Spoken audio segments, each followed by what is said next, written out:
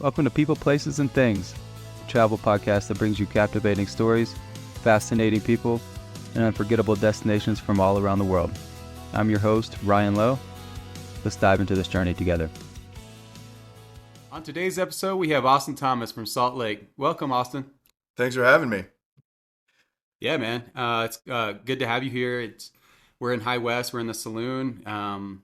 We're doing a High West series. So you are the tour operator and manager of the High West Refectory. We'll talk about that later, but first I want to dive into growing up in Salt Lake and your upbringing in childhood. How was that?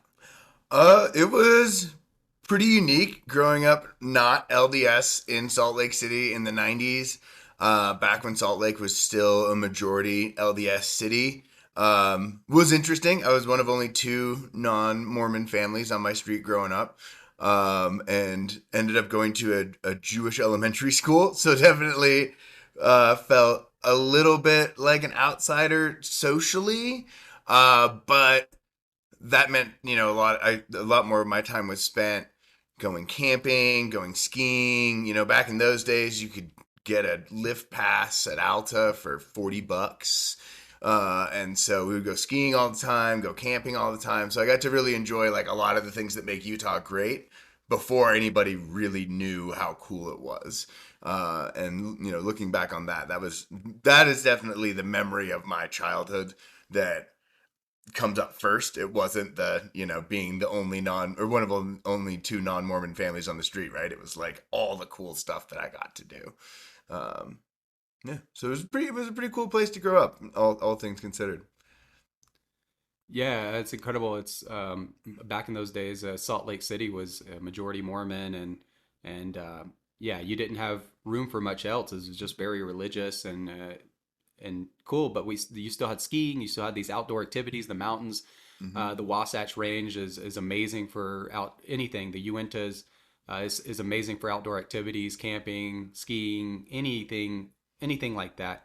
But so what, you didn't go to school and study like whiskey or anything like what did you go to school for and what was your original plan? I really picked the school. I went to Fort Lewis College in Durango, Colorado, and I really picked it for the town more than the school. I only attended college for about 3 semesters. I was a psychology major because I had a great high school psych teacher who really piqued my interest in psychology. And I saw that as a potential career path, but it also seemed like a good major if you didn't really know exactly what you were going to do. But after about 3 semesters, I realized that it was, you know, better to just focus on what I wanted to do, which was rafting and skiing and frankly partying, being 20 years old. And so I decided to take a break from school that ended up being never going back. But learned a lot along the way, worked in a lot of different industries. I worked at a jewelry store, a record shop. I worked at a bar, and learned a lot about the world that way. And that kind of set me up perfectly for when I moved back to Utah, kind of having all the base pieces I needed to come work at High West. So yeah, picking it up back at High West, I want to talk about whiskey, and we both love whiskey and High West as a brand, and we both are employed by High West, Mm-hmm. and we both um, share the same passions in some instances. But I want you to talk about like whiskey at its core. What is whiskey? How is whiskey made? Speak on that a little bit. Well, by legal definition, whiskey is grain alcohol aged in oak, right? So it means it's a spirit that's distilled from grain, a fermented grain mash, which is, in the broadest sense of the term, beer, right? As opposed to, say, brandy, which would be distilled from wine. And then in the modern context, whiskey is aged in oak barrels, right? Probably the most well-known style for people that are listening to this would be American straight whiskey, which is where you get the 51% of your base grain, bourbon being the most popular one. That's 51% corn. And then any straight whiskey has to be aged in charred new oak barrels for at least 2 years. Um, Historically, whiskey was really just a differentiation between what the spirit was distilled from. So brandy was always distilled from fruit, typically wine, but it could be a cider or some sort of fermented, any type of fermented fruit. Whereas whiskey was distilled from fermented grain. As a result, historically, before aging became a widespread practice, whiskey was really relegated to more of this kind of, I don't want to say lower quality, but less prestigious spirit. It was typically made by farmers or by monks with whatever surplus grain they had, as opposed to brandy, which really quickly became more of a luxury commodity. Whiskey, as we know it today, really becomes what it is sometime in the 1800s, with the advent of the column still, which provided access to much faster production and much larger scale production. And then also with the expansion of trade, aging in barrels, either intentionally or accidentally, really becomes part of the process of making whiskey in the 1800s. So whiskey, as we think of it today, really originates then. But as its core, it's grain alcohol aged in oak. Awesome, and it's an old process, and a lot of the distilleries in the United States are pretty old. Mhm. So for High West to come out and be a new distillery in 2006 in Utah was kind of unheard of at the time, right? Very much so. Um, I will say, as somebody who grew up in Utah, most people, when they heard that there was a distillery opening in Park City, who were from here, or at least in the circles that I was around, did not think this was a good idea. I think a lot of people, most people, if you asked them, would have thought that this was not going to work. High West got lucky in a couple different ways. One thing is just timing in general. The Olympics had been in town about 4 years before High West became a company, and so a lot of those laws that would have made it really hard for us to operate the way we do now, that had been in existence before the Olympics, were starting to kind of get pulled away as the state was trying to encourage more tourism. We were the first legal distillery in Utah since 1870, so in 136 years. It had been 136 years since there had been a legal whiskey license or distillery license issued. Um, I think the other factor is High West gets started right around the same time that whiskey really starts to become more popular again. We see this explosion of enthusiasm around, especially bourbon, but also rye whiskey, kind of more traditional American styles of whiskey in the early 2000s. High West was one of the first distilleries to kind of catch that wave. My understanding is that there were about 75 legal distilleries operating in the U.S. When we got our license. Now there's over 1,200. So we got in there early. And then I think, the final piece is, one of the most important things ever is location, location, location, right? Like, we having our flagship location be at 703 Park Avenue, the first ski in, ski out distillery, at least in North America, if not the entire world. And then in a city like Park City, with the exposure that comes from things like Sundance and all the other things that events that occur in Park City, just it was lightning in a bottle, right? And then you add the great people that were here from the beginning. Dave Perkins and Jane Perkins, obviously our founders, and a lot of the team, some of which are still here, who kind of helped build the culture of this place, took all of those things and created like stability and good culture around it so we could really take advantage of that, and grow to become what I think is one of the more prominent names in the modern like craft distilling movement. Yeah, and I think a lot of those factors that you mentioned all culminated together to make the brand what it is today. I think High West is a special brand and pushing the envelope in many different ways, experimenting with many different things as far as aging and many other processes. I do want to go back a bit and talk about your beginnings in High Yeah. West. So, talk about how you started at High West, how you heard about it, and how you came into the whiskey world. So I was also good timing, right place, right time type situation. So when I started at High West, I was still living in Durango right before that. And I was working for a rafting company in town.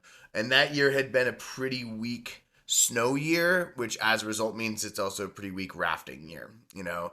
The snow melt reflects directly on the quality of the rafting, and that year the river basically got to the point where you couldn't raft by the beginning of August. It was a really low water year. Being a raft guide at the time, I had kind of intentionally positioned myself to not be too tied down. I was living in a tent in my friend's backyard. And when the rafting season ended, I decided it was time to make a move. And like a lot of people at that time, my eyes were set on Montana. I was going to, my plan internally was to go to Bozeman and do the exact same thing I was doing in Durango, but in Montana. Um, but like many raft guides, I was broke. And so I'm stopped in Salt Lake to crash with my parents for what was originally supposed to be like a month or two, and get my feet back under me, get a quick job, save some money, and then the second day that I was back in Salt Lake, I hung out with a friend of mine that I've known since first grade, Evan Ross, who at the time was managing the High West Refectory, which is our larger scale production facility out in Wanship that at that point was coming up on its first anniversary of being open. He asked me if I needed a job. I said yes. The plan was to stick around for a couple months, make some money, and get out of town. Um, that was 8.5 years ago. So I think after spending a couple months here, I was like, well, I'll spend another winter in Utah, one more season of skiing in Utah, and I was like, I'll stick around for a little bit longer. And then as High West continued to grow, and I kind of became more a part of the family here, I just kind of stopped thinking about leaving and just started thinking about what my life living back in my hometown was going to look like. Yeah, that's awesome, man. And you come full circle. You come all the way back and found a great position and a great company with High West, and I think it's an amazing thing that you're doing with at the refectory. Um, so you've learned a lot about whiskey. You've been all over the world Mm-hmm. and tours and distilling and growing your furthering your education as far as whiskey goes. You've been to Kentucky. You've been to Scotland. First, I want to talk about Kentucky and what brought Yeah. and what distilleries you went to and kind of what you learned from Kentucky. Yeah, Kentucky is incredible.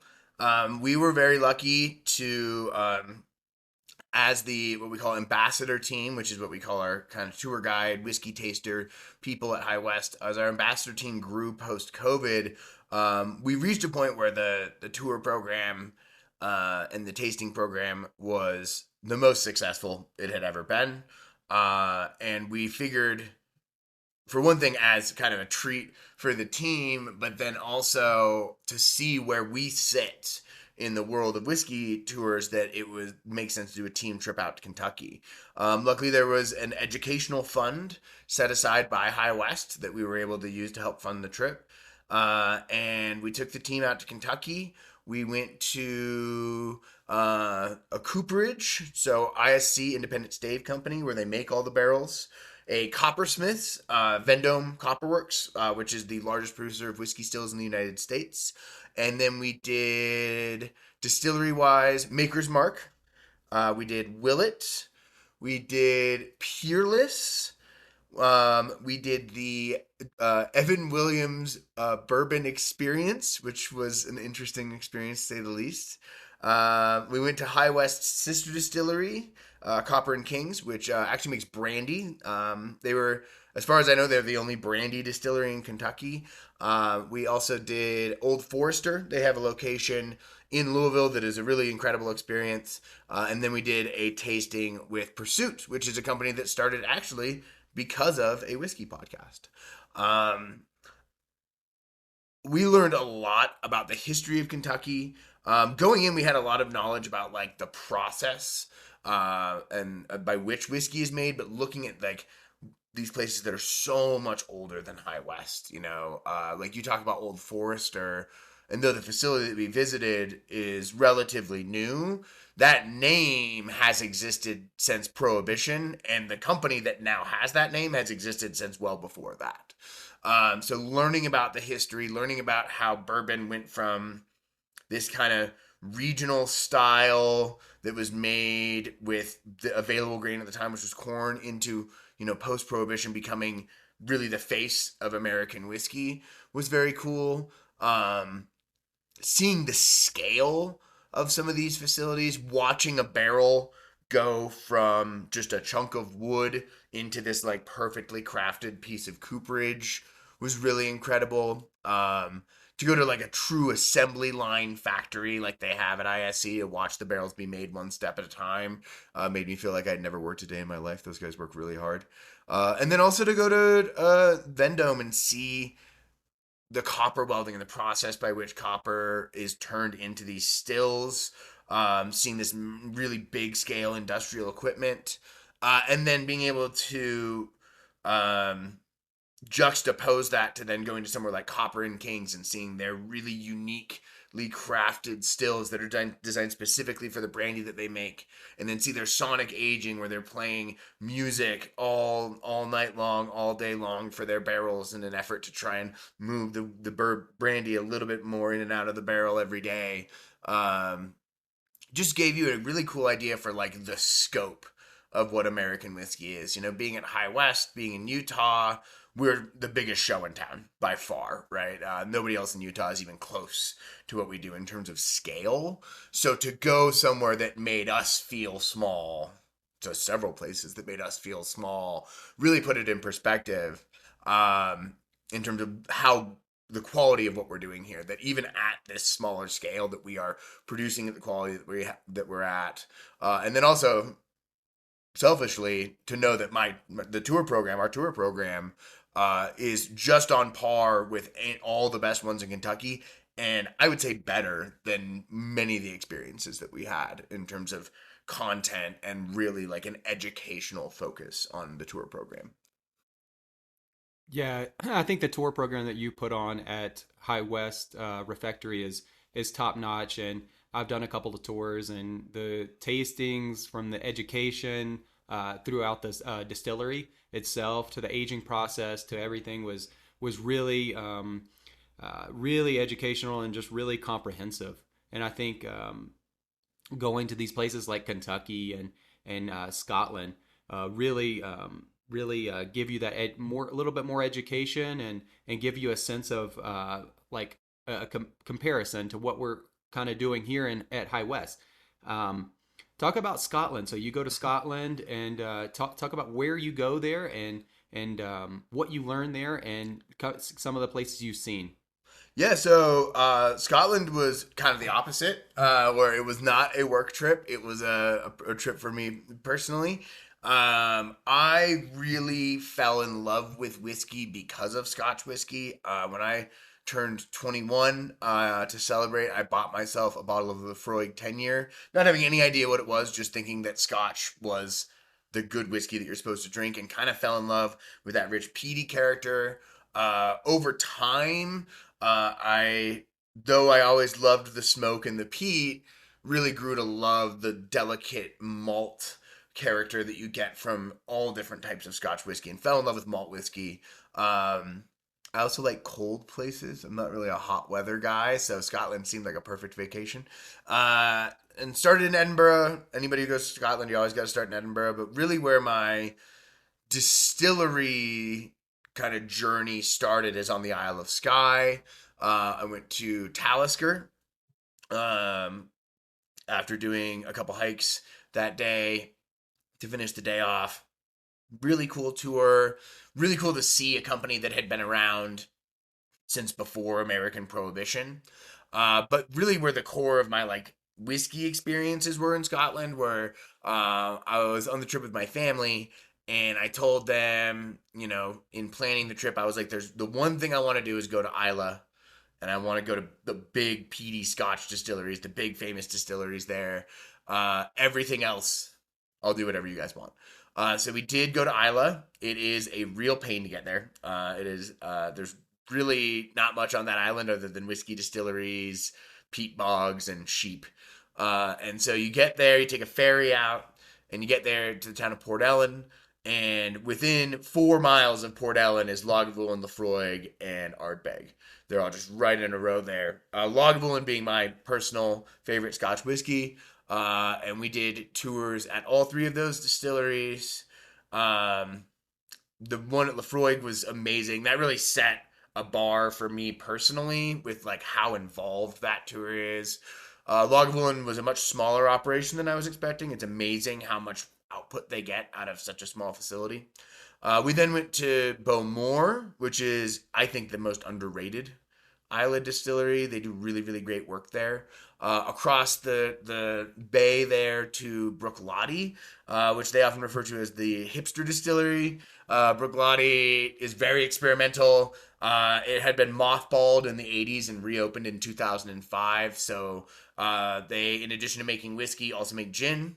I have toyed around with the idea of creating a gin tour around our gin based off of what they do there. Um, and then finally going to Kilchoman, which at the time was the newest distillery on Isla. Also one of the only, I think actually the only distillery on Isla that has estate grown barley, where they do everything in house. They grow their own barley, they malt their own barley, they distill everything on site. Really, really cool distillery, and really interesting to see, Lefroy and Lagavulin, which are legally over 200 years old. If you count the time that they were essentially moonshine stills, a lot older than that. And then compare that to a distillery that reopened in 2005 and another distillery that opened even more recently than that, right?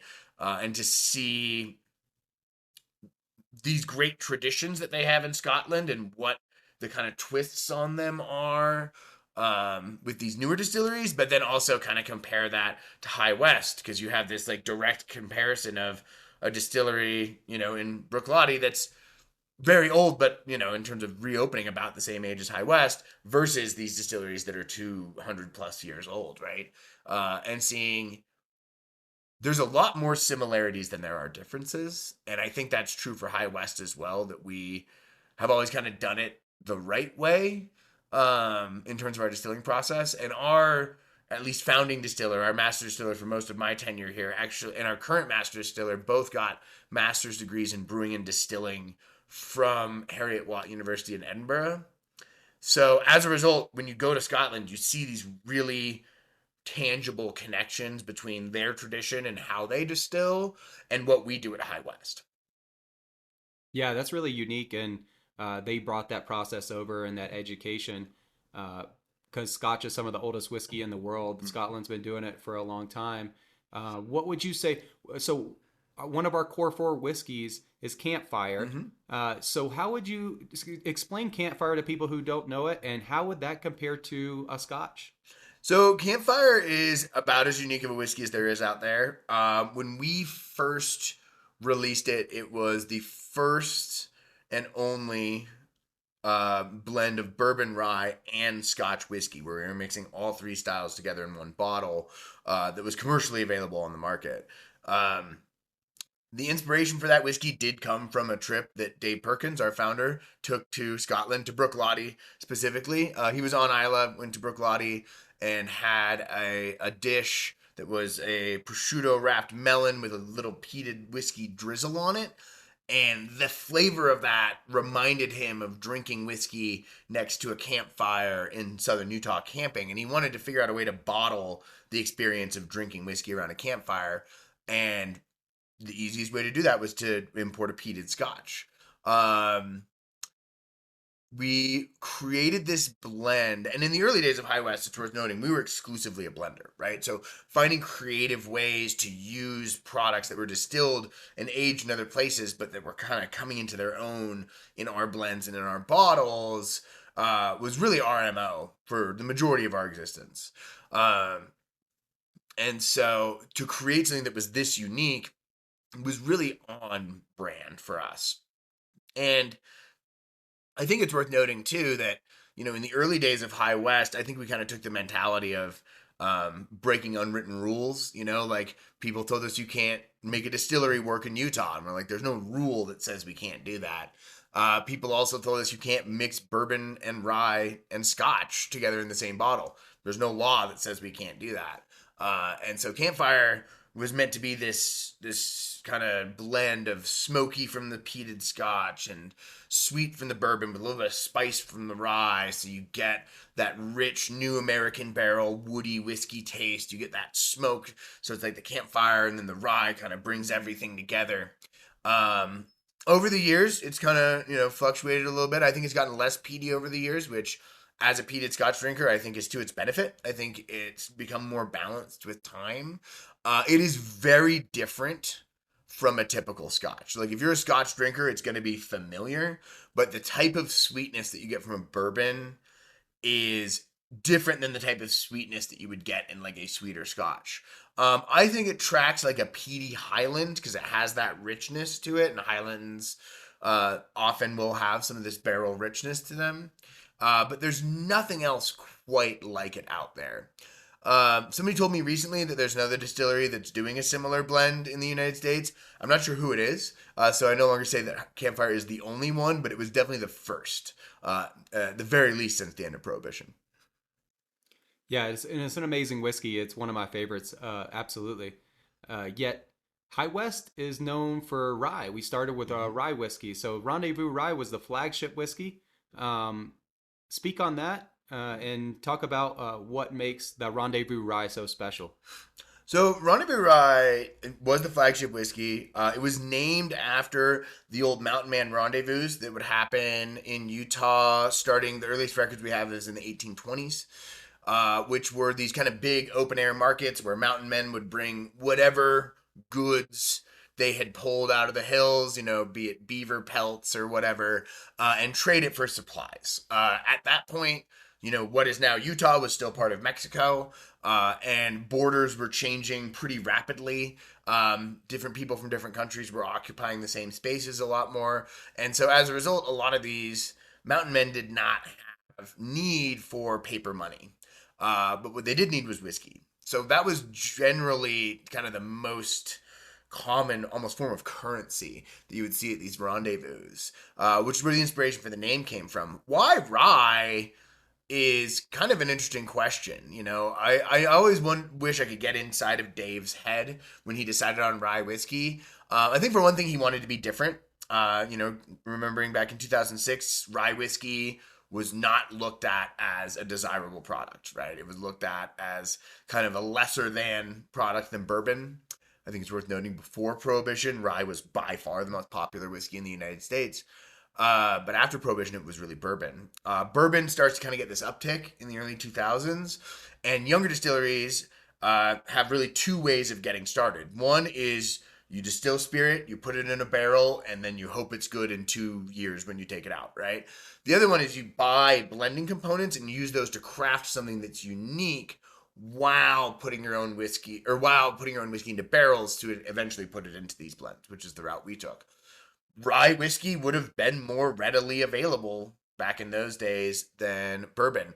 I think most notably MGP, Midwest Grain Products, was a company that had been slowly squirreling away barrels of rye since the 80s because their master distiller, which I think it's worth noting, MGP for most of their existence before kind of being this like major producer of blending agents was making stuff like fuel grade ethanol and things like they weren't necessarily making whiskey to be drank. It was more just a kind of fun side project from their master distiller while creating more industrial type products.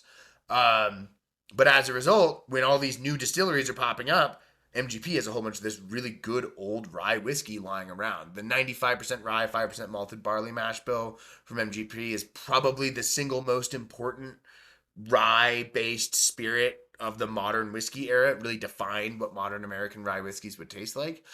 Dave was one of those people who early on went to MGP and just bought whatever he could. I think the initial investment was something around like 100,000 barrels, or $100,000 worth of whiskey, maybe. Um, and we just bought the rye because it was available. And Dave immediately liked kind of the spiciness of it, and he liked that it was unique. And we created the Rendezvous Rye with a blend of older rye whiskeys at a little bit of a higher price point. And so Double Rye then followed it as like a slightly lower price point, more of like a utility whiskey, whereas Rendezvous was always meant to be a really mature sipper and kind of looked at as almost like a pre-prohibition style rye whiskey, where you would have had these older ryes from these really skilled distillers. And that's a style that really hadn't come back until, High West being one of a handful of companies that really helped bring that back. Most of those companies started also by buying that stuff from MGP. That's incredible how Dave had that just uh, desire and uh, and I would say just foresight, to know that those, and no one was doing that, like, especially out in Utah, just experimenting like they do. And the Rendezvous Rye has been experimented with for years in Mm-hmm. different aging processes after the fact. So, and it's been done for over a decade now. So talk about some of your favorite spin-offs of the Rendezvous Rye and the way it has been aged in different barrels, and some of the more experimental whiskeys that have been done with the Rendezvous Rye. It's a great, and Rendezvous is a great whiskey to look at from that, because I think one thing that to me is really interesting about High West, and one thing that I think we do as well as anybody in the industry, is our blending process, right? Our blending team is truly some of the best in the industry. Creating a product that is consistent in a production process that is inherently inconsistent is one of the hardest things to do in whiskey. Rendezvous, though, in the early days, had components like 16-year-old rye whiskey in there.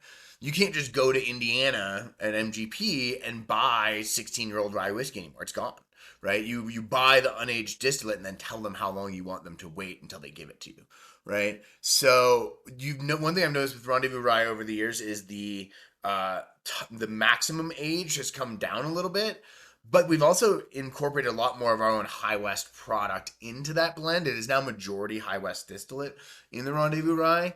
And in Utah, we get a lot more barrel impact faster because of our really dramatic climate. We have really intense temperature fluctuations from day to night, which means we're moving whiskey in and out of the wood more rapidly. So as a result, we can put these younger components in there and get closer to what that original flavor would have been. Rendezvous, being our flagship component, has found its way into some interesting whiskeys over the years. You can't talk about Rendezvous Rye in this context without talking about the Midwinter Night's Dram. Midwinter's is certainly our most sought after whiskey. I think it's really the whiskey that took High West from being one of the many names in this first wave of modern craft distilling in the United States into kind of this much bigger presence than what you see now. Midwinter Night's Dram is Rendezvous Rye finished in ruby and tawny port barrels. It always has been. The ratio of those ruby to tawny port barrels has changed over the years. The sourcing of them has changed over the years. They've always been French oak. There have been years where they've come from places other than Portugal. Now we get all of them straight from Portugal. So I think the quality has gone up overall. The last 2 years of Midwinters have been some of my personal favorites.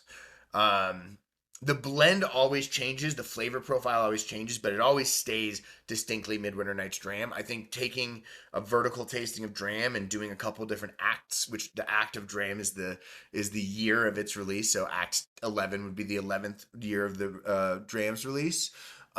Really shows you how meticulous our blending team is and what they do over the years, and how they keep a whiskey's identity, but while also not letting it get boring, and keeping it fresh and keeping this kind of new flavor profiles coming out. Rendezvous Rye has also been one of the most popular labels used in our Barrel Select program, where we do these kind of one-off barrels of, say we get our hands on a red wine barrel, or we use one of the barrels from our old barrel aged Manhattan, right? Or one of my personal favorites was Rendezvous Rye finished in a Tokaj barrel. Tokaj is a Hungarian dessert wine, and it brings this really nice, almost floral sweetness to the Rendezvous, which like goes perfectly with that kind of bold spiciness and that barrel sweetness that is inherent in that whiskey. I still have one bottle of that unopened, stashed in my closet. I have no idea when I'm going to open it. Rendezvous Rye has kind of been like it's been there the whole time, right? It's always been the whiskey that leads the charge in terms of what we do with blending. It was the first of our older releases to become 100% High West. Of the core four products, it was the first one, or not, excuse me, not 100% High West, but majority High West. And now is a bottle that I think every year is consistent and always a great sipper that is going to give you the most High West rye of any of our older labels. Yeah, that's fascinating, man, and just what the pushing the boundaries, pushing the envelope with the different aging and different barrels we're using, and it's just cool to see, and you never know what's going to come out of the lab. Mhm. There's something always being experimented with. The prisoner share, the noble share that just came out. Those are all just incredible whiskeys. I want to talk about the prisoner share, and then we'll go into the noble share a little bit. And then we're going to talk about your tour program after that. Cool. So, Prisoner Share and Noble Share are both collaborations that exist because of us being owned by Constellation Brands. One of the great benefits of being a part of a company like Constellation is that you get access to other companies within the catalog. In this case, the Prisoner Wine Company out of Napa and Casa Noble Tequila, which is a tequila distillery. They're based out of right outside the town of Tequila in Jalisco. My understanding is that they've been making tequila there for 7 generations. Pepe Hermosillo, who's their current taquillero, is the seventh generation of his family to be working at Casa Noble. The Prisoner is a much newer company, but they have become kind of one of the more premier uh, wine producers in Napa. Their red blend is one of the most popular red blends out there right now. We use for the Prisoner Share a bourbon rye blend that is finished in those used red blend barrels. I often call it a wine drinker's whiskey because the wine profile on it is more pronounced than I think on any of our other releases. It has been an incredibly popular whiskey because I think you're combining the popularity of High West and The Prisoner, which are both new, hot labels within their category. And it is physically, or I should say visually, one of the most beautiful whiskeys that we have. It's this deep, almost purple color. It's a gorgeous, gorgeous spirit. And it really showcases how well a red wine and an American whiskey can kind of go together. I will say though, of the two, the Noble Share is my favorite. The Noble Share is, I would say, top 5 favorite product that High West has released in my now about 8.5 years with the company. It is a rye whiskey finished in used barrels from Casa Noble Tequila, from their Marqués de Casa Noble, which is a blend of both añejos and extra añejos. It is one of the best tequilas I've ever had in my life. One of the things that's unique about the Marqués de Casa Noble is that they only use French oak for aging that tequila. French oak is going to have a little bit more of this tannic character to it. It's also going to have a lot of vanilla, but a little bit less sweetness, lower sugar content than American oak.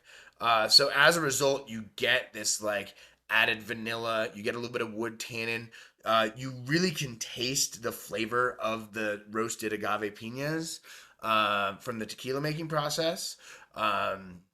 Which adds this like kind of subtle vegetal note that really adds an interesting balance and works really well with rye, which inherently has this kind of botanical character to it.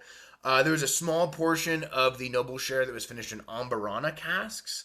Amburana is an incredibly impactful wood that's from Brazil. Historically, it's used for aging cachaça, but these days is really starting to seep into other types of spirits. It's becoming one of the kind of more premier barrels in the whiskey industry. It is a much shorter amount of time that you spend in those Amburana casks. The Noble Share, the component of the Noble Share that was in the Amburana was in there for 18 days. which is compared to say the Midwinter Night's Dram spends about a year in a port barrel. To get a similar impact. Ambarana brings this really intense woodiness and this almost cinnamon bark kind of flavor that I think is really, really, really nice. It really rounds out the whole spirit and kind of ties everything together. Um, and is, like I said, one of my favorite things we've ever made. I think it's an incredible bottle. Man, your excitement and knowledge is palpable, Thank you. and I'm that goes along with you being the tour operator, tour manager for the refectory. And there's a few different programs you have going on over there. So if you visit Austin Thomas at the refectory, it might not be Austin Thomas. They have some great tour guides that can run you through all the whiskey, taste everything, and impart that knowledge to you. But I want to go over, talk about it, just a few of those tours and what you offer at the refectory as far as that goes. So we have a couple different options for tours and tastings right now. Kind of our core tour, the High West Distillery Tour, is a tour that have been giving in one form or another for 8.5 years. And it at its core is still based around the script that Dave Perkins wrote and would work off of when he first opened High West. In the first years of High West, Dave was the only tour guide. And back in those days, to get away with doing a whiskey tasting in Utah, like a flight of whiskey, so multiple whiskeys sitting in front of you at a time, there had to be an educational component that went into the tasting. So our tour has always been focused on being as educational as possible. We always start with the High West history. We go into the different types of grains that we're using at High West, what makes our fermentation process unique. Focusing a lot on our still. We use a Scottish hybrid still, which is a traditional Scottish pot still that feeds into a much more modern column still. Most of our aging is done at a facility in Salt Lake City, but we do have some aging, so you get to see some barrels on the tour on site, and is really designed to cater to both the novice and the super experienced guy. Like, we want you, if you're coming in and you don't know anything about whiskey, to be able to leave feeling like you have a real grip on how it's made and what it is. But we also want a person who's done the Bourbon Trail and done 20 plus distillery tours in Kentucky or has been to Scotland or something like that to come in and feel like they got something new too. Because High West is so unique. There's nobody quite exactly like us. The Utah element being a big part of that. And so that tour is really designed to give you the most information that we can as concisely and as easily to digest as possible in 45 minutes. That's our standard tour. We do 6 of those a day, every hour on the half hour. Right now, starting at 11:30. And then that ends with a tasting of either our kind of classic core offering or of some more of our much higher end, more limited releases. Now, we also offer a tour that historically we've kind of called the deep dive. And these are meant to be much more in depth, kind of focused tours. And these change about every 6 months. At High West, we do a closure in November and April during the slow season and kind of reset for the upcoming season. This summer, we did a tour that was all based around rye whiskey. So the tour itself, instead of focusing on just High West, was really teaching about the history of rye in the United States. Back talking a lot about before Prohibition, when rye was the most popular whiskey in the United States. Talking about George Washington distilling rye at Mount Vernon. Then in the production process, really focusing on why rye is unique in that process. What makes rye harder to deal with than corn. And then doing a tasting of rye whiskey that starts with an unaged rye and then works older and older and older as you go through the flight, finishing on the Midwinter Night's Dram. So a rye that is not only aged in new barrels, but then finished in those port barrels. Right now, we are planning on bringing that back next summer. Currently, we have 2 different tours that fit that kind of deep dive model. One of them is based entirely around the Midwinter Nights dram.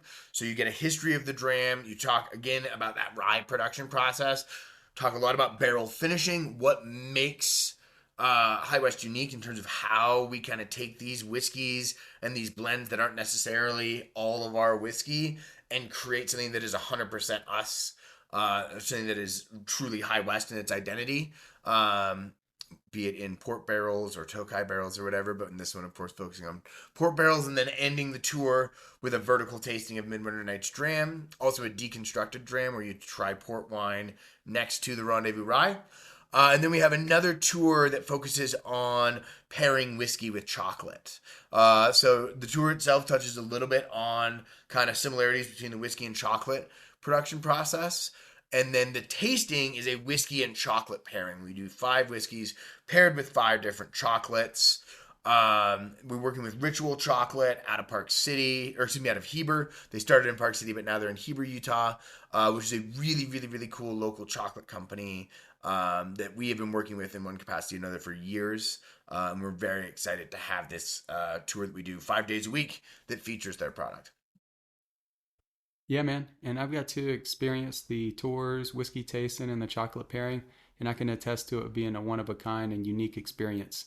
What you're doing over there at the refectory is incredible, and I'll leave a link in the description so anyone could just go and book a tour with you. With that said, I wanted to ask you one final question. If you were to leave the listeners with any advice, traveler in general, what would that be? I mean, it might seem kind of trite, but like I think my for me in life, I have been very lucky and been in the right place at the right time a lot of times. And I think that the reason I've been able to take advantage of that is always trying my best to like live in the moment. I think at High West with our tour program, for me personally, we want that moment to be one of the highlights, if not the highlight of your trip.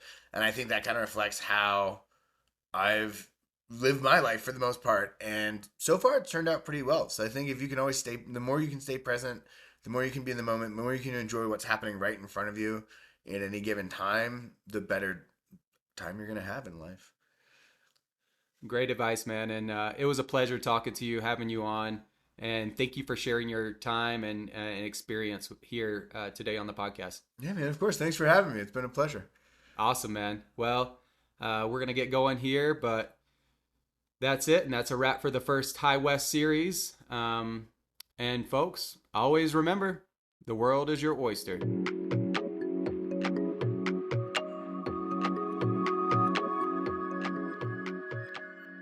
That's a wrap on this episode of People, Places, and Things. Thanks for joining us on this journey. Whether you're dreaming of your next adventure or just love hearing stories from across the globe, we hope we inspired a bit of wanderlust in you today. If you enjoyed this episode, don't forget to subscribe, leave us a review, and share it with fellow travelers. Until next time, keep exploring, keep dreaming, keep discovering new people, places, and things.